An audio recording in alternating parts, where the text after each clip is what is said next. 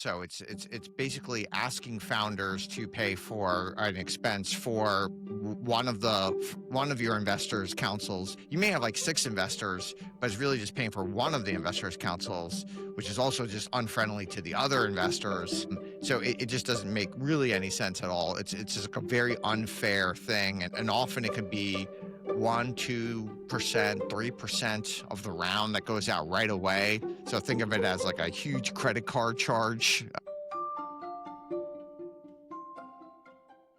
This is the One Point podcast, and I'm Rohit Yadav. Welcome to our new streamlined format, the shorter, sharper, and more impactful version of the podcast.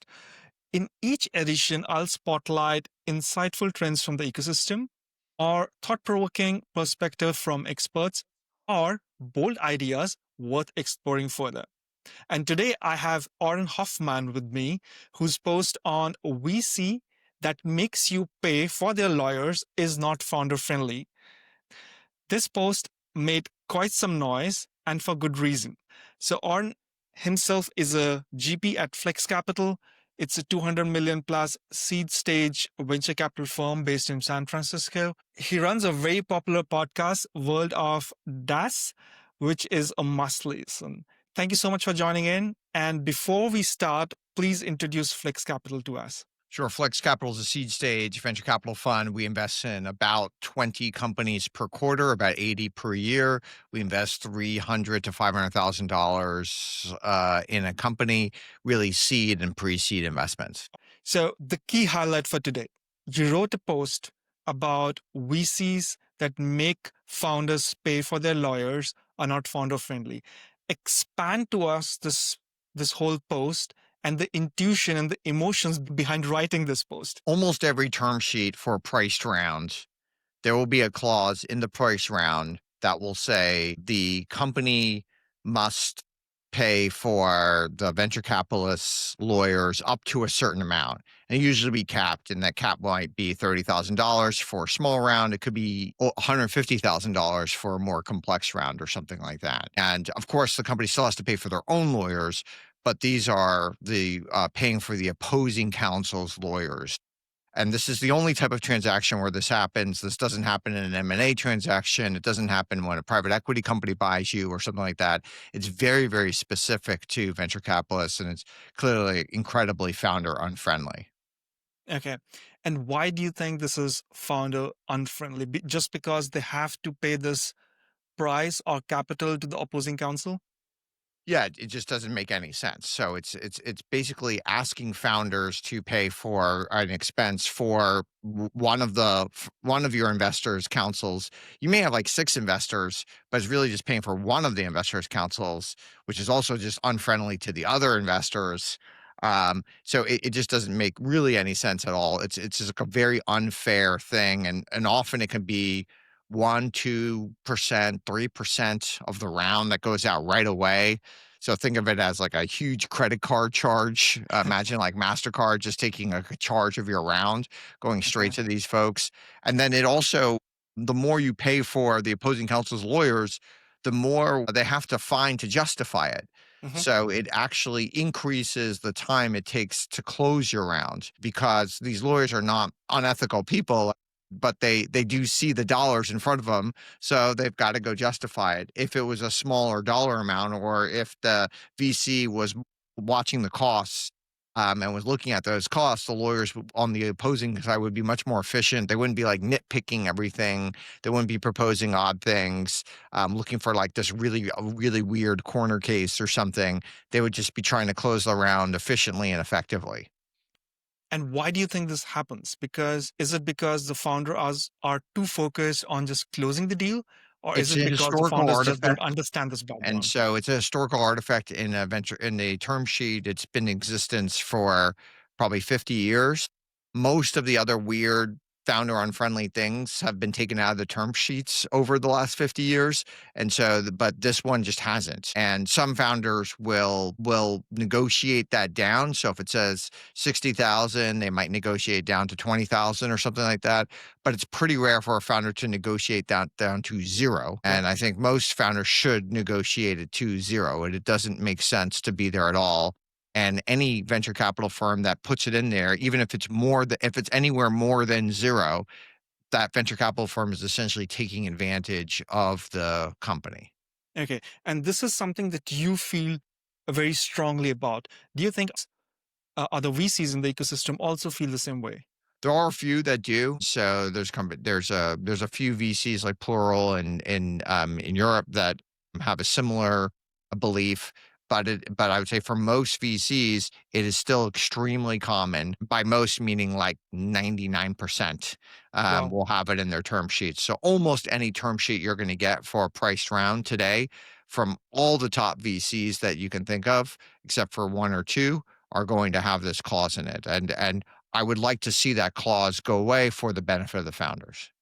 Okay. I mean, that's a really good notion. So, have you seen in the ecosystem deals fall through because founders don't agree on paying the legal fees? No, Or I've is never it seen that. Yeah. okay? Yeah. And do you, from your experience, do you see such practices happening in other countries as well? You mentioned plural in Europe, and being in Germany, I can attest to that. There are some exorbitant prices that you have to pay for legal expenses for notary, for example, to notarize all the fundraising documents and so on. So do you have you heard about other such practices in other countries? Sure. Yeah. I mean, most countries are it is just more exorbitant than the US in general for Mhm. everything, including especially for exiting. So if you're a German company and you have an exit, you're just going to pay just exorbitant amount of random German regulatory things that you have to do. So if you're an entrepreneur in Germany and you're creating a company and you're like even remotely intelligent, you have an IQ above 80, you're probably incorporating it in Delaware in the US. I don't know any German entrepreneur that's creating companies and incorporating them as a German entity today. That would just be ludicrous.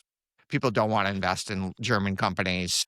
It's just like so much capture by the state and so much just overview.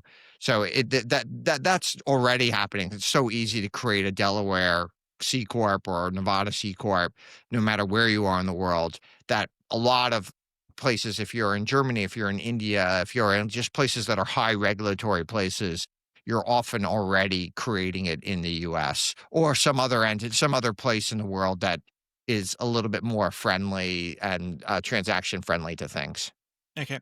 So I would disagree to some extent. I mean, obviously, you have your own experiences, but there are a lot of founders who are building within the European ecosystem. And obviously, they might not understand what it entails in terms of regulations, for example, legal and so on. But obviously, there's a lot of the ecosystem is growing quite a lot.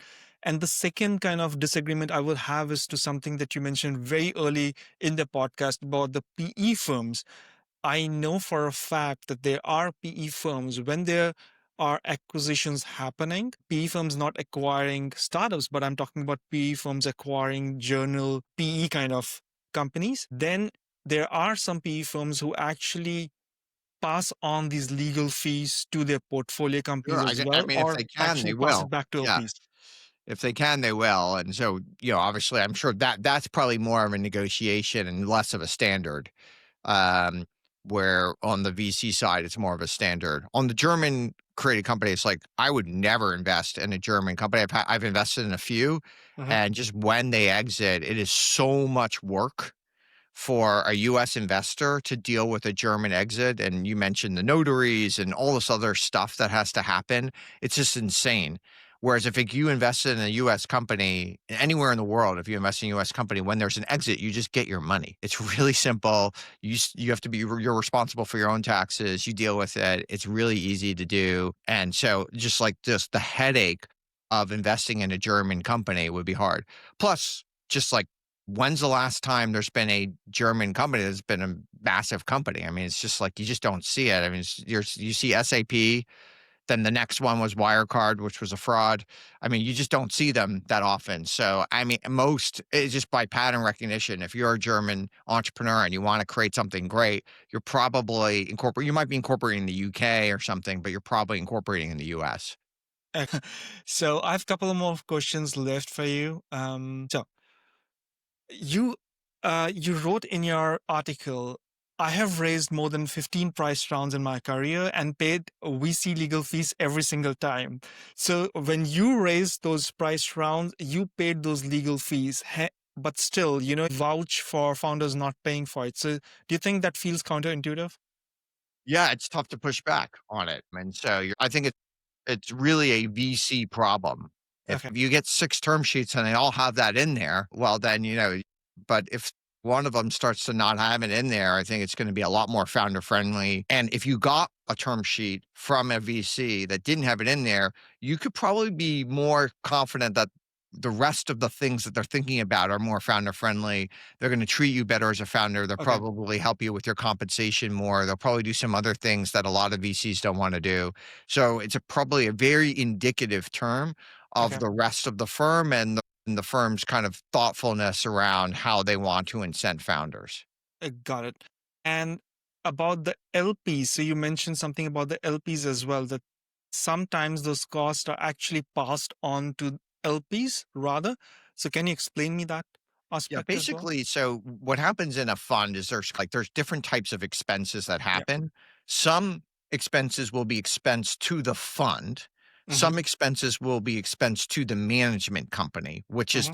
which is the entity that takes the fees, the management fees, usually the 2% or 1.5% yearly management fees from the fund. And so ideally, most expenses should be taken from the management company. This is the post fee. You're already getting a lot of fees from the fund, and then you should take it. There might be some expenses where you want to expense directly to the fund, maybe the audit or something that's so specific to the fund. You might want to, the more you expense to the fund, essentially is like taking more fees from your investors. So let's Mm-hmm. say you're already taking 2%, anything you expense to the fund, you're expensing. And then, of course, your LPs are going to be really scrutinizing every single expense. So if you're like, if you're doing travel or something, and now it goes from like 2% to 3% or Mm-hmm. 2% to 4%, your LPs are going to be really scrutinizing because that comes directly out of their hide. Uh, with these legal fees, it's a hidden expense. So Mm-hmm. you're essentially expensing it to the fund. You're putting $5 million into a company, they're taking 50,000 of that $5 million and reimbursing your lawyer, right? So you're really putting 4.95 in there, and then there's this hidden $50,000 fee that you're essentially expensing to the fund, but your LPs never even see it. It's not on the audit, it's just this hidden fee. And so not only is it entrepreneur and founder unfriendly, it's extremely LP unfriendly as well. Okay. And do you see your own LPs and LPs in the ecosystem in general asking for this, not just, I would say, legal, but asking for more kind of I think you're transparency gonna to see all those LPs fees ask as for a lot more transparency because there's just a lot of weird expenses that get expensed that probably shouldn't be. Again, expense anything you want to the management company, that's post fee. well? So you can do whatever you want there to the management company, whatever is allowed to the Hmm. management company. But if you're asking the LPs to spend more of their money, then I think it's in your best interest to really explain why you're doing that, why that's in the best interest of the LP, really be upfront and with the LP about that. So we personally try to have as few expenses as possible to the fund Hmm. directly because we that's just LP unfriendly. We want the LPs to get as good return as they can. Got it.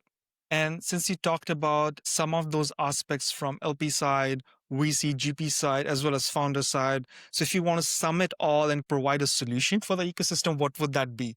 I Maybe think the one or simple two. solution is not asking founders to pay for VC legal fees. So, And I how mean, would you and if enforce you're that? well, it's you only need a few VCs to start doing that. We already have a small number. This doesn't do it. A small number of VCs already don't do it. And again, if you're a founder and you get 6 term sheets and one of them doesn't do it and the other 5 do it, well, it's just like all these other founder unfriendly terms that were in there, these double ratchets, Uh, participating preferred, all these other things that used to be in there, even in the go-go days in the 90s that are no mhm. longer in the things, the ability to fire founders at will, all this other stuff that used to be in there that are no longer in there. All those things have changed over the years. This is something else I think that will change as VCs get more competitive, and founders just need to be aware of it Okay. so they can start to push back on it a little bit. If Got and if again, if you're in a if you have one term sheet you got to take what you got. But if you have more than one term sheet, now you can negotiate. And this is one of the things that I think it's worth negotiating with the VCs. And it Okay. shows you a lot if they're not willing to negotiate it. Okay. And you mentioned something which made sense in the meantime for next few years, but the ideal situation would be, let's say, no fees, right? No charging back of the fees. But you mentioned about a cut, or let's say a bar, for example, it could be 5,000 or something else.